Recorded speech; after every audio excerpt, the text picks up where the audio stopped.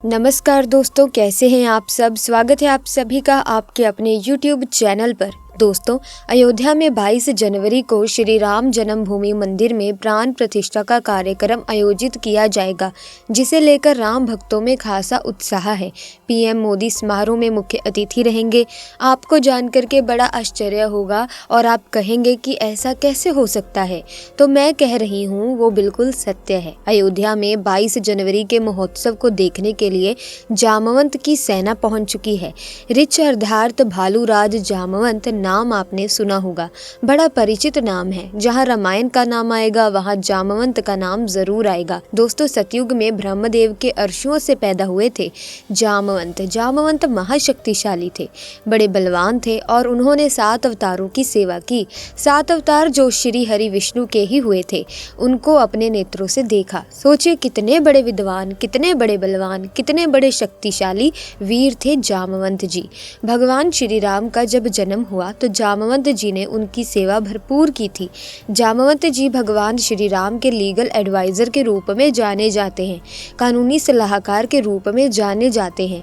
जामवंत का उन गिने चुने मंत्रियों में स्थान था जो भगवान श्री राम को समय समय पर सुझाव दिया करते थे और भगवान राम उनको मानते भी थे।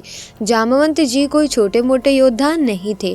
जामवंत जी महाभट योद्धा थे, हनुमान जी से भी अधिक शक्तिशाली और बलवान और पराक्रमी वीर। दोस्तों, जामवंत जी कोई साधारण भालू नहीं थे।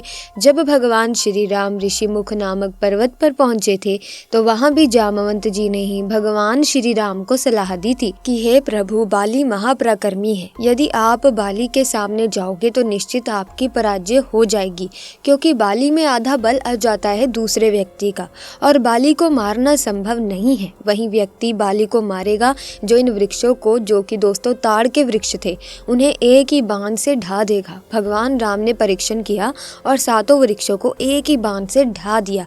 दोस्तों, बाली भगवान श्री राम के हाथों वीर गति को प्राप्त हो गया। अब बात करते हैं, जब माता सीता की खोज करने के लिए वानर को इधर उधर भेजा जा रहा था तो जामवंत जी, हनुमान जी, अंगद जी को भी एक सैनिक टुकड़ी की कमान सौंप दी थी। उनकी सैनिक टुकड़ी दक्षिण दिशा को गई थी। दोस्तों, भगवान श्री राम कहते हैं, सुनो वीर अंगद हनुमाना, जामवंत मत धीर सुजाना, सकल सुवट मिल दक्षिण जाऊं, सीता सुध पूछो सब गाऊं। कि तुम तीनों एक सैनिक टुकड़ी के साथ दक्षिण दिशा को जाओ और वहां सीता को खोजने का प्रयास करना।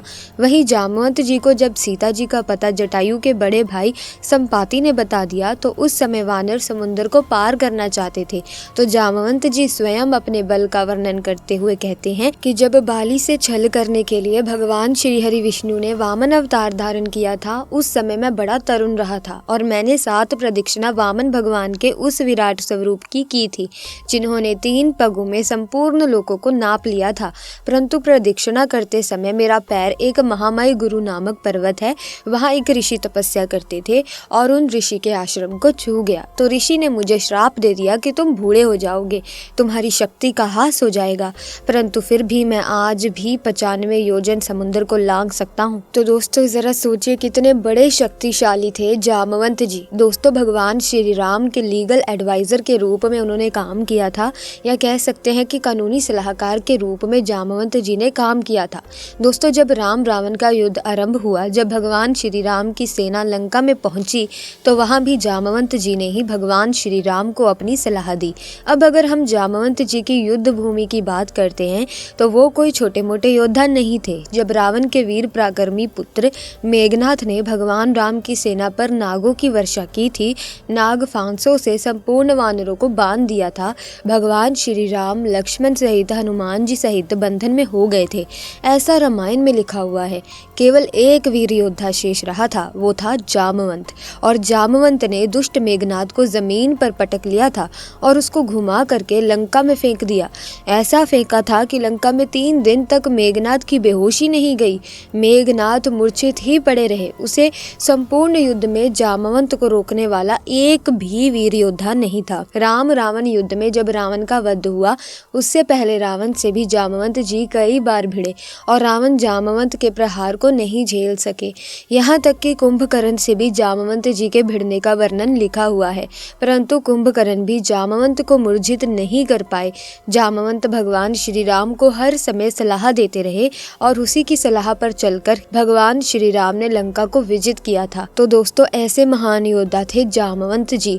जामवंत जी के बारे में कहा जाता है कि जब भगवान श्री राम अपने परम धाम को गए, सरयू के तट पर जल समाधि में मग्न होकर के अपने चतुर्भुजी रूप में आए, उस समय जामवंत जी ने कहा था कि तुम लंबी आयु तक जीवित रहोगे, लेकिन उनका काल निश्चित नहीं किया। कहीं कहीं पर द्वापर के अंत तक वर्णन भी मिलता है और द्वापर में भी जो भगवान श्री कृष्ण का जन्म हुआ तो वहाँ भी जामवंत का वर्णन आता है। भगवान श्री राम ने जामवंत को वरदान दिया था, क्योंकि उन्होंने खुद भगवान श्री राम से ये वरदान मांगा था कि प्रभु, मुझे आज तक योद्धा ने पराजित नहीं किया, मुझे युद्ध चाहिए। तो भगवान श्री राम ने कहा कि जामवंत जी, तुम्हें युद्ध कोई प्रदान नहीं कर सकता, तुम्हें युद्ध मैं प्रदान करूंगा और द्वापर युग में मैं श्री कृष्ण रूप में अवतरित होऊंगा और तब तुम्हें पराजित करूंगा।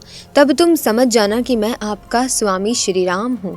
जामवंत जी ने पूरे युग इंतजार किया और गुजरात के आसपास के क्षेत्र में जामवंत जी की गुफा है, वहाँ एक पुत्री के साथ रहते थे। भगवान श्री कृष्ण की जब संयमंतक मणि का विवाद चला सत्यराजित के साथ, तो संयमंतक मणि को खोजते हुए भगवान श्री कृष्ण जामवंत की गुफा में पहुंच गए और वहां उस महावीर योद्धा ने स्वयं साक्षात पार ब्रह्मा श्री हरि विष्णु के अवतार श्री कृष्ण से 28 दिन तक घोर संग्राम किया था।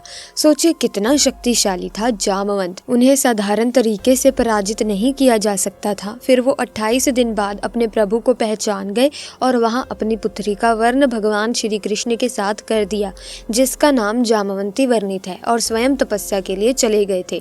लेकिन जामवंत की मृत्यु का विवरण कहीं नहीं मिलता। किसी भी पुराण में, किसी भी ग्रंथ में, किसी भी रामायण में ये नहीं लिखा हुआ कि जामवंत जी की मृत्यु हो गई थी। वो स्वयं तपस्या के लिए चले गए थे और अनंत काल तक हिमालय के क्षेत्र में तपस्या कर रहे हैं।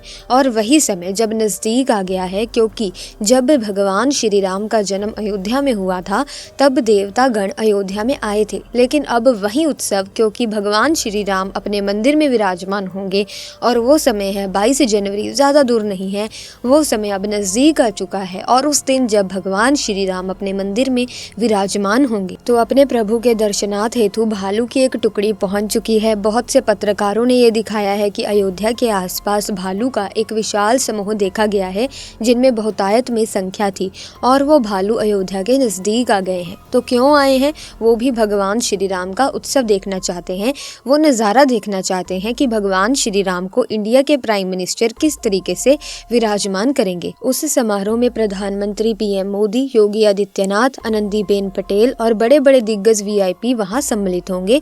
कई खेल हस्तियां वह सम्मिलित होंगी। सुरक्षा व्यवस्था के लिए जितनी भी एजेंसीज हैं, सुरक्षा एजेंसीज, उनको चौकन्ना कर दिया है। वहां कोई परिंदा भी पैर नहीं मार सकता, क्योंकि भगवान श्री राम का जन्म महोत्सव है और ऐसे समय को देवता भी छोड़ना नहीं चाहते। देवगण भी उस समय आकाश में उपस्थित हो जाएंगे। तो दोस्तों, इतना कुछ जानने के बाद हम कह सकते हैं कि अयोध्या में आगे और भी चमत्कार हो सकते हैं। फिलहाल अभी से ये चमत्कार मैं आपकी सेवा में प्रस्तुत कर चुकी हूँ। और बंदरों की बात करूँ तो वानर तो अयोध्या में बहुत पहले से ही थे। हनुमानगढ़ी नामक एक पावन मंदिर है और उस मंदिर के आसपास हजारों की संख्या में वानर देखे जा सकते हैं। वानर की कई प्रजातियां हैं जो हनुमान जी की श्रेणी के वानर हैं। वो इस समय चित्रकूट से अयोध्या पहुंच गए हैं। तो अब भगवान श्री राम अपने गर्भगृह में स्थापित मंदिर में विराजमान होंगे। अयोध्या में पूरे तरीके से महोत्सव मनाया जाएगा। यदि दर्शकों आपको भी अयोध्या जाने का मौका मिले तो आप जरूर जाएं और हमें कमेंट करके लिखें कि कौन कौन भाई अयोध्या 22 तारीख को जाएंगे। एक और खबर पर आते हैं जो कि वृंदावन से आई है, जहां श्री राम जन्मभूमि के सवाल पर श्री केशव प्रसाद मौर्य ने कुछ ऐसा कह दिया जिसने भारत में रह रहे मुस्लिम मौलानाओं को परेशान करके रख दिया है। दरअसल ये बात है वृंदावन की, जहां साध्वी ऋतंभरा देवी का जन्मदिन मनाया जा रहा था और साध्वी ऋतंभरा का ये 60वां जन्मदिन था, जिस पर 3 दिवसीय कार्यक्रम था। यहाँ पर देश के गृह मंत्री अमित शाह जी को भी आना था। इसके अलावा बड़े बड़े यूट्यूबर्स भी इस पर वीडियो बना रहे हैं। मीडिया भी कवरेज करने के लिए अयोध्या पहुंच चुकी है, क्योंकि ये अपने आप में बड़ी खबर है कि जटायु जी अयोध्या पहुंच चुके हैं। आप में से ज़्यादातर लोगों ने ये देखा होगा कि पिछले कई दशकों से गिद्ध हमें भारत में देखने को नहीं मिलते हैं, लेकिन अचानक इनका पूरे भारत में और कहीं नहीं सिर्फ एक जगह पर दिखना ये किस और इशारा कर रहा है। आखिर क्यों ये गिद्धों के बड़े बड़े समूह अयोध्या पहुंच रहे हैं? दोस्तों, लोग कहने लगे थे कि अब गिद्ध केवल किताबों में ही देखने को मिलेंगे। ऐसा साक्षात देख पाना अपने आप में एक चमत्कार है, वो भी अयोध्या में, जब राम मंदिर की प्राण प्रतिष्ठा होने जा रही है। ये अपने आप में एक बहुत बड़ा चमत्कार है। जहाँ तक जटायु का सवाल उठता है तो जटायु का रामायण में जिक्र मिलता है कि महाराज दशरथ के वो मित्र थे। देवासुर संग्राम में उन्होंने महाराज दशरथ का साथ दिया था और उसके बाद जब माता सीता का हरण हुआ तो उस समय जटायु ने जब देखा कि रावण माता सीता को लिए आसमान में चला जा रहा है पुष्पक विमान पर, तो जटायु ने पूरी कोशिश की थी माता सीता को बचाने की। आसमान में जटायु उड़ते हुए पहुंचे और रावण से युद्ध हुआ। जटायु का अंत में रावण ने तलवार से एक पंख काट दिया था, जिस कारण से जटायु नीचे पृथ्वी पर आ गिरे। बाद में जब भगवान राम उनके समीप पहुंचे तो उन्होंने कहराते हुए जटायु को देखा तो उन्होंने हे तात कहकर संबोधन किया। जटायु जी ने श्री राम को सारी कहानी बताई कि माता सीता को रावण लेकर गया है। भगवान राम ने यह भी कहा कि हम आपको अमर कर देते हैं, लेकिन जटायु ने कहा कि नहीं, मुझे अमरता नहीं चाहिए, मुझे ऐसा समय दोबारा नहीं मिलेगा। अभी आप हमारे सामने हैं, मैं कितना भाग्यवान हूँ कि आपके हाथ में, आपके सामने हमारे प्राण निकल रहे हैं। अगर अमर हो गए तो दोबारा ऐसा समय नहीं आएगा। ऐसे में जब जटायु ने प्राण त्यागे तो भगवान राम ने अपने पिता की तरह ही उनका अंतिम संस्कार किया। तो आज लोगों को ये आश्चर्य हो रहा है कि जो गिद्ध लुप्त हो चुके थे, यहाँ तक कि सरकारी दस्तावेजों में दर्ज किया जा चुका है कि गिद्ध एक लुप्त प्रजाति है, लेकिन अचानक से 23 साल बाद अयोध्या में प्रकट होना जटायु का ये बहुत बड़ी बात है और किसी चमत्कार से कम नहीं है।